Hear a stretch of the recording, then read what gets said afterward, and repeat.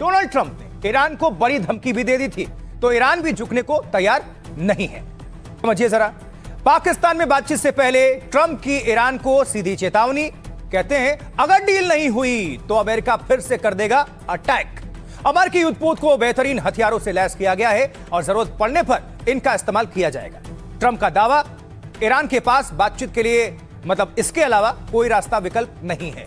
Iran Hormuz के जरिए दुनिया से वसूली की कोशिश कर रहा है और ईरान अभी इसलिए सुरक्षित है क्योंकि वो बातचीत करना चाहता है। बैठक से ठीक पहले डोनाल्ड ट्रंप ने एक तरह से ईरान को सीधी धमकी दी। ट्रंप का ईरान पर तंज, लड़ाई से ज्यादा फेक न्यूज फैलाने में ईरान माहिर है। ट्रंप ने ईरान को एक नाकाम देश तक करार दे दिया। अमेरिकी उपराष्ट्रपति जेडी वेंस ने भी बैठक से पहले ईरान को चेतावनी दी, अगर ईरान ईमानदारी से बातचीत करेगा तो अमेरिका तैयार है, लेकिन खेल करने की कोशिश पर सख्त जवाब दिया जाएगा। बैठक से पहले ईरान की तरफ से भी दबाव बनाने की कोशिश हुई। ईरानी संसद के स्पीकर गालिबाफ ने कहा, हम बातचीत को तैयार हैं, लेकिन इसके लिए अमेरिका को ईमानदारी दिखानी होगी। ईरान के अधिकारों को स्वीकार करना होगा। ईरान के पास सद्भावना है, लेकिन अमेरिका पर भरोसा नहीं है। ईरान की सेना ने भी बैठक से पहले सख्त चेतावनी दी। उनकी उंगलियां ट्रिगर पर हैं और वो किसी भी स्थिति के लिए तैयार हैं। ईरान ने साफ किया कि वो होर्मुज पर अपना नियंत्रण नहीं छोड़ेगा। ईरान ने बैठक को लेकर कई शर्तें भी रखी थी। लेबनान में इजरायली हमले तुरंत रोकने होंगे।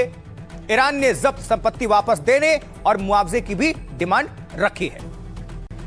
चलिए, पाकिस्तानी अवाम यानी पाकिस्तानी जनता को भी आप सुन रहे थे, उन्हीं की जबानी, उन्हीं की कहानी। लेकिन अब आपको हम तस्वीर दिखाएंगे क्योंकि दुनिया भर के पत्रकारों ने इस वक्त डेरा जमा रखा है पाकिस्तान के अंदर। लेकिन देखिए, पाकिस्तानी अवाम एक्सपर्ट्स अपने ही देश को घेरने में लगे हुए हैं। आपको आगे हम सुनाएंगे इसको भी लेकर, लेकिन जरा देख लीजिए पाकिस्तान में बैठक से पहले गीत संगीत का भी आयोजन हो रहा है। ये कार्यक्रम तस्वीर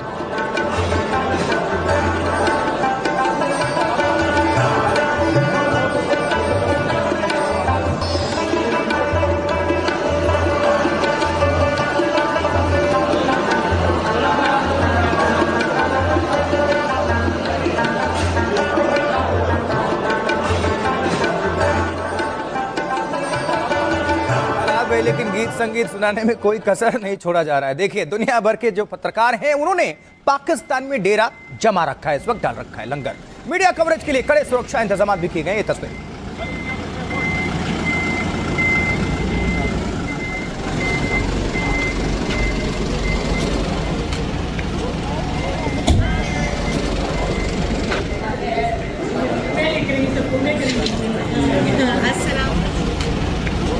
का ये जमावड़ा आपको दिखा रहे हैं। कई देश के जो पत्रकार हैं, कई एजेंसियां जिसे पहुंचे हुए, वही तस्वीरें आपके सामने।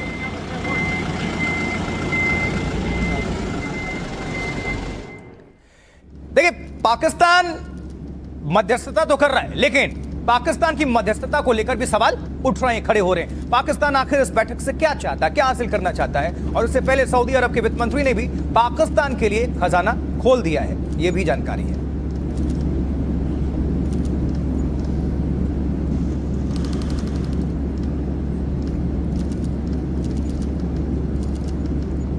तो सवाल यह है कि अमेरिका और ईरान के बीच पाकिस्तान क्यों बन गया बिचौलिया? अब ये समझिए। देखिए, दुनिया जानती है कि कंगाल पाकिस्तान की अर्थव्यवस्था चौपट है, खस्ता हाल है।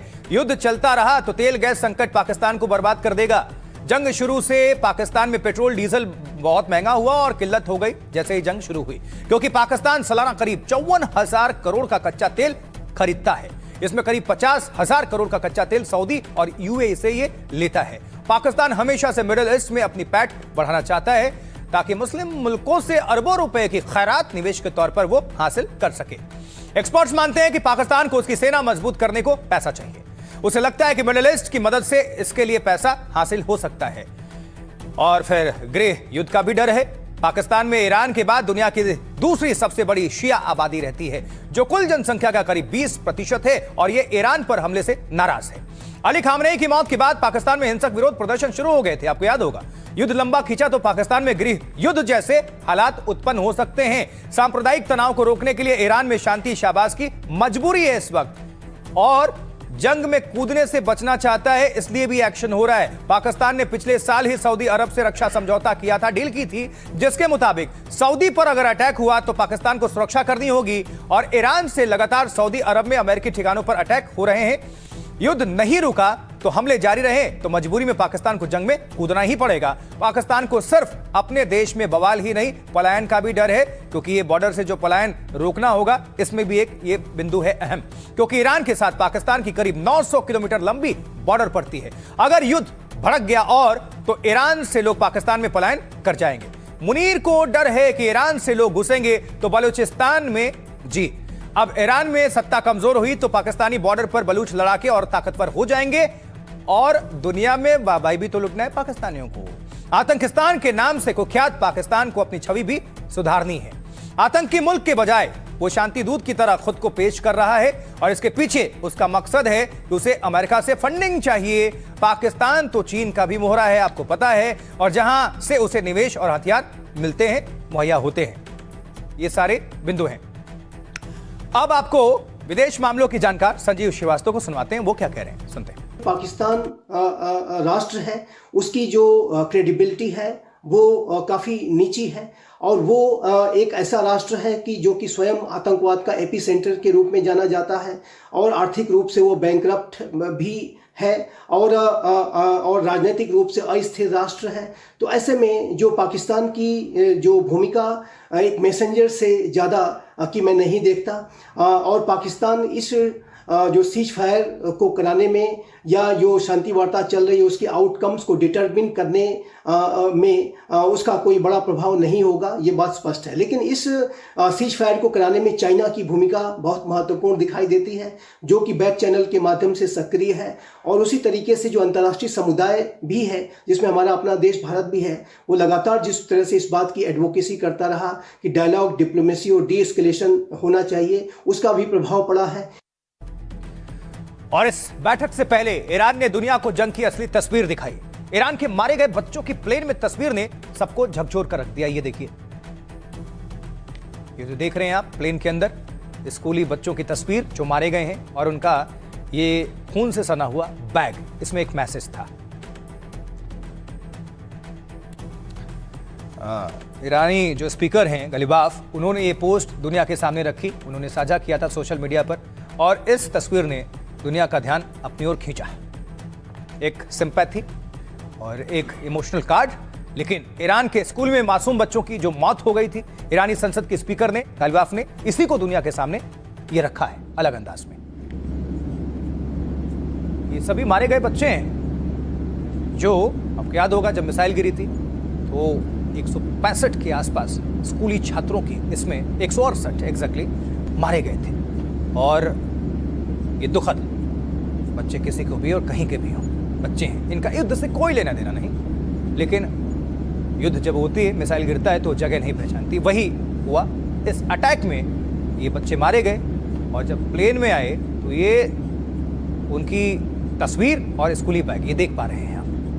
देखिए, तब से लेकर अब तक ईरान ने इस हमले को लेकर इजराइल और अमेरिका पर कई सवाल खड़े किए हैं। वो 28 फरवरी, आपको याद होगा 2026, ईरान के स्कूल पर यह अटैक हुआ था। वही वाली तस्वीरें जिसमें 168 बच्चे मारे गए।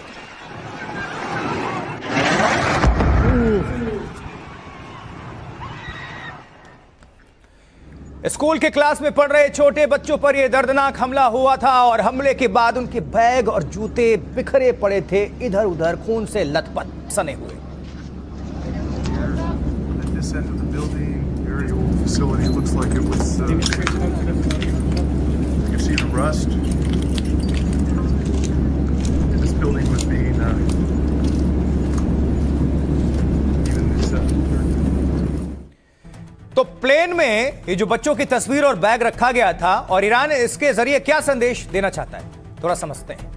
ईरानी स्पीकर बाघेर गालिबाफ सबूतों के साथ पाकिस्तान पहुंचे, ये साक्ष्य के तौर पर। जिस विमान में वो बैठे थे उसमें 4 बच्चों की तस्वीर लगाई गई थी। बच्चों के खून से सने स्कूली बैग और जूते रखे हुए थे। साथ ही यात्रियों के बैठने की सीट पर फूल भी रखा हुआ था, चढ़ाया गया था। सोशल मीडिया पर बाघेर ने ये तस्वीरें शेयर की। अमेरिका इजराइल अटैक में इन बच्चों ने अपनी जान गंवा दी थी। ईरानी स्पीकर गालिबाफ ने इस तस्वीर के साथ पोस्ट लिखा, इस उड़ान में मेरे साथी #मिनाब 168। यह छोटा सा हैशटैग ईरान पर हुए हमले को बयां करता है। युद्ध के पहले दिन ईरान के मिनाब शहर पर यह अटैक हुआ था। वहां के प्राइमरी स्कूल पर मिसाइल से हमला हुआ था। अमेरिका और इजराइल पर इस हमले का आरोप। इस हमले में 168 से ज्यादा लोग मारे गए थे, बच्चे। इनमें ज्यादातर स्कूली बच्चे थे जो क्लासरूम में उस वक्त मौजूद थे, स्कूल में मौजूद थे, पढ़ रहे थे। बच्चे अपनी किताबें खोलकर बैठे थे, तभी अचानक मिसाइल गिरता। स्कूल की दीवारें ढह गईं, बच्चे चीखते चिल्लाते दब गए। स्कूल में कुछ बच्चों के जूते और बैग ही शेष बचे हुए थे। वही बैग और जूते गालिबाफ के विमान में हर सीट पर रखे हुए थे। बातचीत से पहले ईरान ने इस तस्वीर को दुनिया के सामने रखा। अमेरिका ने इस हमले की जांच की बात कही है। ये पूरी कहानी। लेकिन एक तरफ शांति की मेज सजी हुई है पाकिस्तान इस्लामाबाद में, वार्ता चल रही है ईरान और अमेरिका के बीच, लेकिन दूसरी तरफ तनाव भी है। कैसे, ये देखिए कि उधर इजराइल का लेबनान में अटैक जारी है। सीज फायर के बीच हिजबुल्लाह के ठिकानों पर लगातार हमले हो रहे हैं इजराइल की तरफ से। हालांकि हिजबुल्लाह भी पलटवार कर रहा है, लेकिन देखिए तस्वीर।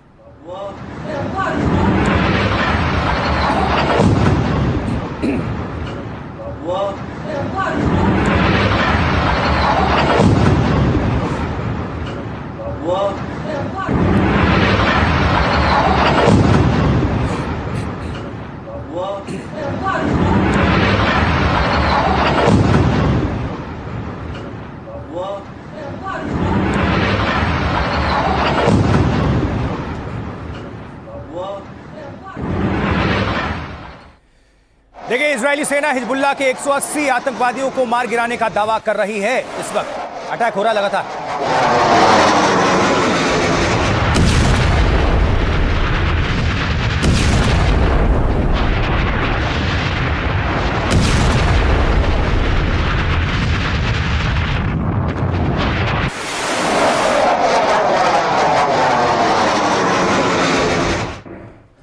तो वहीं दूसरी तरफ हिजबुल्लाह भी इजराइल पर लगातार अटैक कर रहा है, यानी जवाबी पलटवार।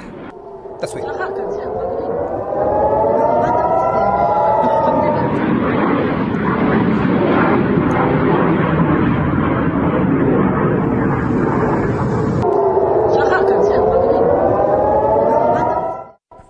और इसी बीच हिजबुल्लाह ने इजराइल को निशाना बनाकर ये रॉकेट्स दाग दिए हैं। थोड़ा करीब से देखिए, नजदीक से।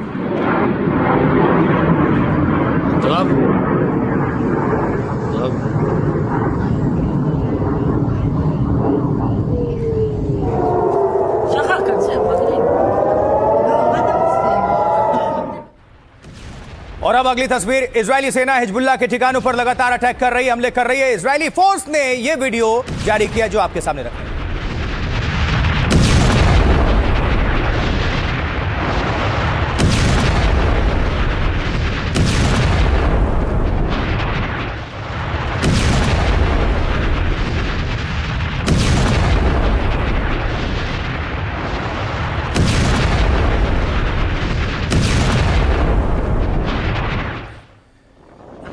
तो आसमान पर ही नहीं, जमीन पर भी इजरायली सेना मौजूद है। लेबनान के अंदर इजरायली सेना ग्राउंड ऑपरेशन को अंजाम दे रही है, घुस चुकी है। देखिए,